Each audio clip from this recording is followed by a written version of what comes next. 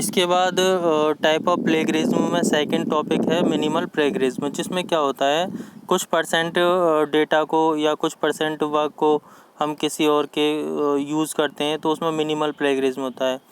और थर्ड होता है मोज़ेक और सब्सटेंशियल प्लेगरिज्म, जिसमें मैक्सिमम डेटा जो होता है वो आपका सेल्फ होता है और बहुत कम डेटा को हम यूज़ करते हैं किसी और के, तो इसमें क्या हो गया सब्सटेंशियल और मोज़ेक प्लेगरिज्म।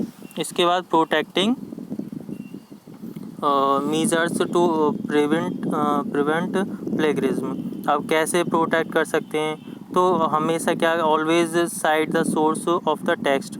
तो टेक्स्ट जो भी आप टेक्स्ट अपना यूज़ कर रहे हैं उसमें या तो आप उसमें साइट यूज़ करेंगे, यानी कि अपने बारे में अपने रिसोर्सेस सोर्स के बारे में आप उस बताते रहेंगे कि ये हमारा ये डेटा जो है किसका है, कहाँ से है और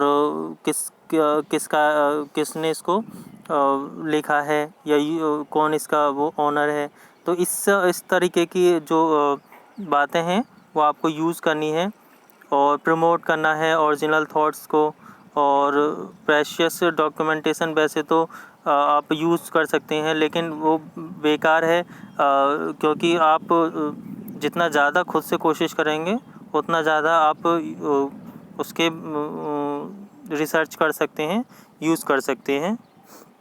इसके बाद साइबर बलिंग और स्टॉकिंग, ये क्या होता है एक तरीके की क्या होती है बलिंग, मतलब that takes place using electronic technology, यानी कि आप ऐसा कोई पर्सन जैसे जो यूज़ करता है इलेक्ट्रॉनिक टेक्नोलॉजी को हैरेस करने के लिए, समवन किसी और को परेशान करने के लिए, बाय सेंडिंग और पोस्टिंग मीन्स थ्रेटिंग और इंटीमेटिंग मैसेज।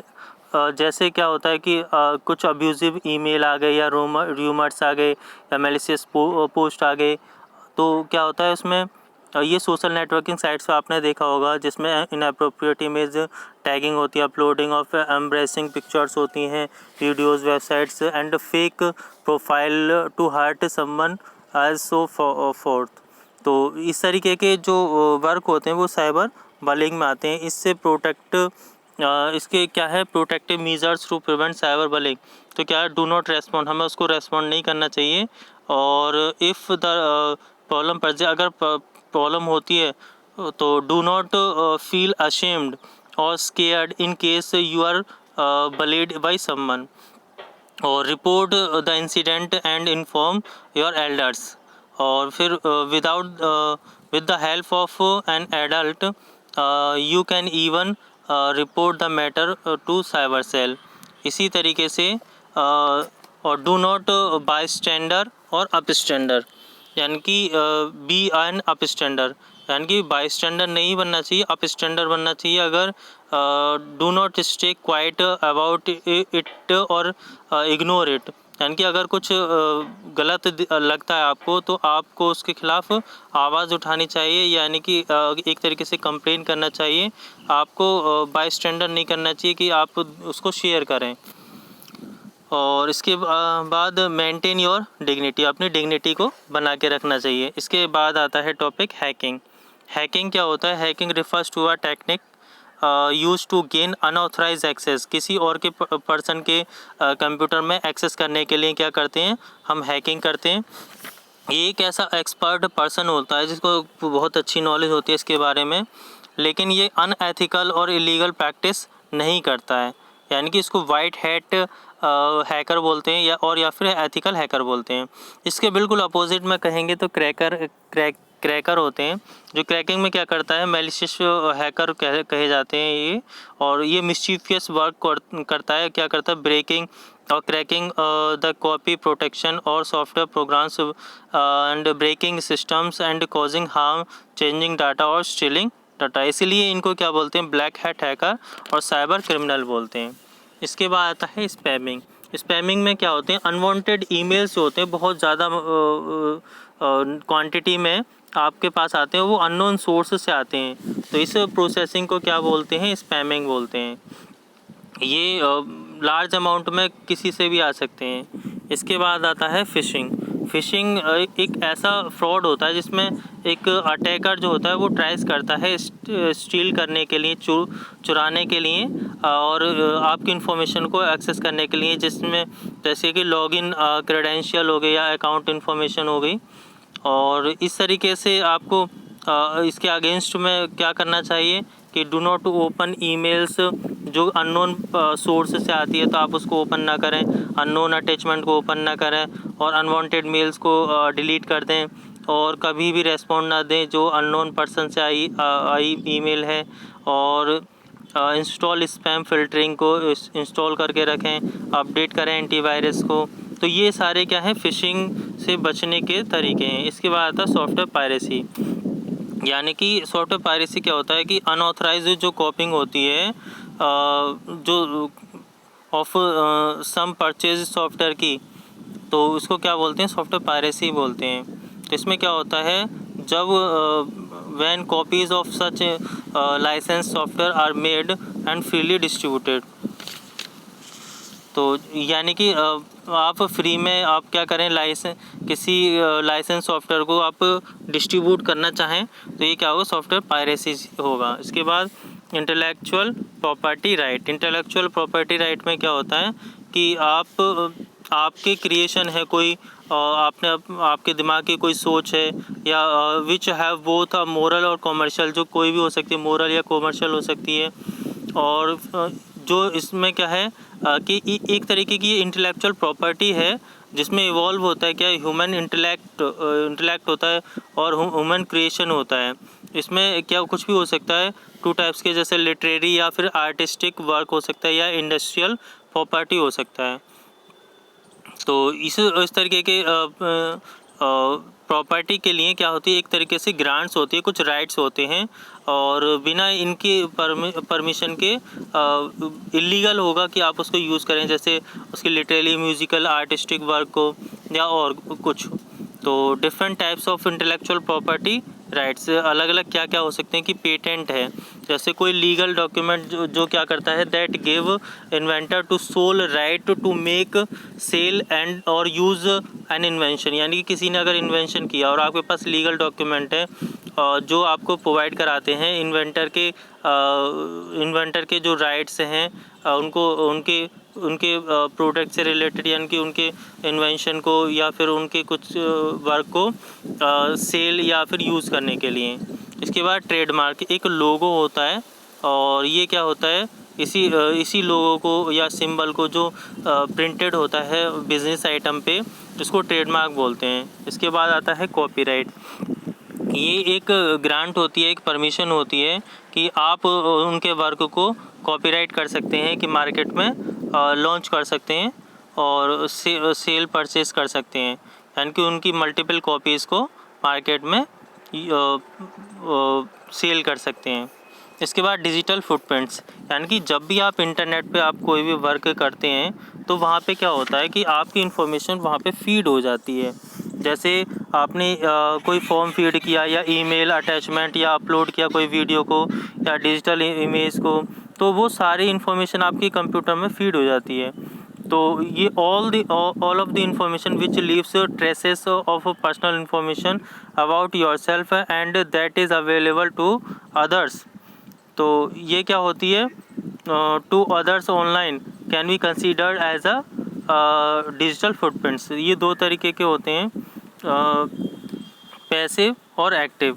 पैसिव क्या होते हैं, ऐसे फुटप्रिंट्स होते हैं डेटा जिसमें क्या होता है, data is collected without the owners knowledge, यानी कि ओनर को नॉलेज नहीं होती, वो कलेक्ट हो जाता है। और इसमें क्या हो सकता है कि इन एन ऑनलाइन एनवायरनमेंट में क्या होता है कि ऑनलाइन डेटाबेस में जैसे ही आप कुछ हिट करते हैं, यानी कि ओपन करते हैं, तो आपका IP एड्रेस वहाँ पे सेव हो जाता है कि किसने इसको ओपन किया। और इसके अलावा एक्टिव डिजिटल फुटप्रिंट्स में क्या होता है कि आप कुछ भी डेटा को शेयर करते हैं, तो उसमें क्या होता है, share personal information by using website और सोशल मीडिया, तो वहाँ पे आपका एक्टिव डिजिटल फुटप्रिंट्स होते हैं। इसके बाद आता है social networking and information security provision. तो सोशल नेटवर्किंग में क्या होता है कि ये सोशल नेटवर्किंग वेबसाइट के बारे में आपको सबको पता ही होगा। जैसे सबसे ज़्यादा फेसबुक है, वो फेसबुक, ट्विटर, इंस्टाग्राम, लिंक्डइन, ये सब इस तरीके की वेबसाइट आप यूज़ करते होंगे। तो उसमें क्या है कि आप अपने थॉट, व्यूज़ और आइडियाज़ को आप शेयर कर सकते हैं, ग्रुप में ऐड कर सकते हैं, ग्रुप बना सकते हैं, इसके बाद आता है security concern while posting information. और क्या क्या सिक्योरिटी कंसर्न है कि आप स्पेशल डेज या डेट्स को या बर्थडे या एनिवर्सरी को शेयर ना करें। इससे डर होता है कि कोई hacker can steel your password और योर अकाउंट, और वो आपके पिक्चर्स को डाउनलोड भी कर सकते हैं, मिसयूज़ भी कर सकते हैं। और जीपीएस लोकेशन को ऑन करके ना रखें। और इसके अलावा ऑफिशियल एंड प्रोविजनल इंफॉर्मेशन जो होती है उसको मिसयूज़ किया जा सकता है, तो आप उसको पोस्ट ना करें। सोशल नेटवर्किंग वेबसाइट ये किसी प्राइवेट कंपनी के थ्रू होती हैं, तो इसमें चांसेस होते हैं मिसयूज़ होने के, तो आप पर्सनल इन्फॉर्मेशन को शेयर ना करें। और can hack your social media account, और हैक भी हो सकता है। तो इस सब से बचने के लिए क्या करेंगे, explore and understand the privacy setting को समझेंगे, स्ट्रॉन्ग पासवर्ड को यूज़ करेंगे, और आप कोई भी ऐसी पर्सनल डिटेल को या फिर ऑफिशियल डिटेल को आप शेयर नहीं करेंगे। और do not allow website to access your location, GPS को ऑफ करके रखेंगे। डिलीट योर पासवर्ड, जब आप किसी ऐसी जगह जाते हैं, नई जगह जहां आप उनका पासवर्ड यूज़ करते हैं, तो वहां पे क्या करेंगे, अपनी जो हिस्ट्री है या फिर जो ब्राउजिंग डेटा है उसको डिलीट कर देंगे। HTTPS वाली वेबसाइट को यूज़ करने की कोशिश करेंगे, और अपने फ्रेंड से या किसी स्ट्रेंजर को अपने पासवर्ड नहीं देंगे। इस तरीके की ये आपके सिक्योरिटी मेजर्स हैं। इसके बाद इंफॉर्मेशन सिक्योरिटी प्रोविज़न इन ई कॉमर्स। अब ई कॉमर्स में क्या होता है कि आप कुछ ऐसी वेबसाइट होती है जिनके थ्रू आप क्या करते हैं, ऑनलाइन शॉपिंग और परचेजिंग करते हैं। तो जैसे कि फ्लिपकार्ट है, ई वे है, क्विकर है, OLX है। तो ये क्या है, इंफॉर्मेशन एंड कम्युनिकेशन टेक्नोलॉजी के थ्रू आप क्या करते हैं, कुछ बिजनेस टाइप से करते हैं। तो इसमें सेलिंग परचेजिंग दोनों आता है, ट्रांजैक्शन होते हैं, तो ई कॉमर्स की कैटेगरी में आते हैं। तो इसमें क्या करना पड़ता है, requirement for safe e commerce के लिए क्या करते हैं, आप सिक्योरिटी प्रोविज़न को ध्यान में रखते हैं। तो ये सिक्योरिटी प्रोविज़न में क्या क्या हो सकता है आपका, कि एक कॉन्फिडेंशियलिटी है कि आप अपने क्रेडिट कार्ड, डेबिट कार्ड की डिटेल्स को अपना पर्सनल रखेंगे। नेम और डिलीवरी एड्रेस इनको पर्सनल रखेंगे, किसी से शेयर नहीं करेंगे। इंटीग्रिटी है, इंटीग्रिटी में यानी कि ध्यान रखेंगे कि आपने 2000 का अमाउंट का कुछ परचेज़ कर रहे हैं और वही आपका डिडक्ट हो रहा है। एनक्रिप्शन, यानी कि ये ऑथराइज एनक्रिप्शन होता है, एनक्रिप्शन और डिक्रिप्शन, जिसमें कि आप जैसे मान लीजिए कोई भी इन्फॉर्मेशन फीड करते हैं, किसी और को पता ना चले। अवेलेबिलिटी, यानी कि कंप्लीट जो ट्रांजैक्शन है वो सेम टाइम होना चाहिए, यानी कि समय पर होना चाहिए। Authentication, only authentication person should be allowed to gain access to the information. इसके बाद आता है measures to ensure security during e commerce. अब उस समय हमें क्या क्या करना चाहिए, मीजर्स क्या क्या हैं कि आप सेफ बने रहेंगे। तो उसमें है एनक्रिप्शन। एनक्रिप्शन आपकी सिक्योर एक टेक्निक है, secure technique to protect data being transmitted over a network. इसमें प्लेन टेक्स्ट को साइपर टेक्स्ट में चेंज कर लिया जिससे कि वो आसानी से समझ में ना आए किसी और के। इसके अलावा डिजिटल सिग्नेचर यूज़ करनी चाहिए सिक्योरिटी सर्टिफिकेट के लिए, एंड सिक्योरिटी सर्टिफिकेट्स यूज़ करने चाहिए। तो इलेक्ट्रॉनिक सिग्नेचर होते हैं, ये डिजिटल सिग्नेचर जो होते हैं, तो ऑथेंटिकेट करते हैं ट्रांजैक्शन को, एनक्रिप्शन और पासवर्ड को। इसके बाद आता है security protocols used over the internet. अब जो प्रोटोकॉल्स यूज होते हैं जैसे SHTP होता है, SSL होता है, और इस तरीके के जो सिक्योरिटी प्रोटोकॉल्स हैं, ध्यान रखना चाहिए कि ये यूज़ हो रहे हैं या नहीं हो रहे हैं। इसके बाद staying safe in cyber world. अब सेफ कैसे रह सकते हैं कि कॉम्प्लेक्स पासवर्ड होना चाहिए, प्राइवेसी सेटिंग पता होनी चाहिए, HTTPS होना चाहिए, और वेरीफाई फ्रेंड्स होने चाहिए, वेरीफाई लिंक होना चाहिए।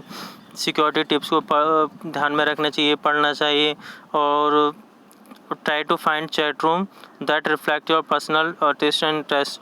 Always follow your instincts.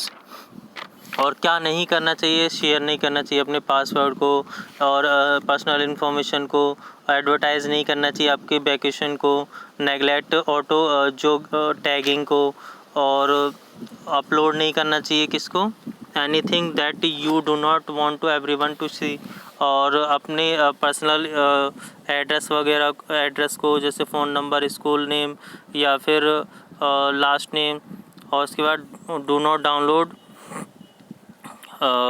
anything from any site, whether it is a file, a photo or video. Chatting online is fun.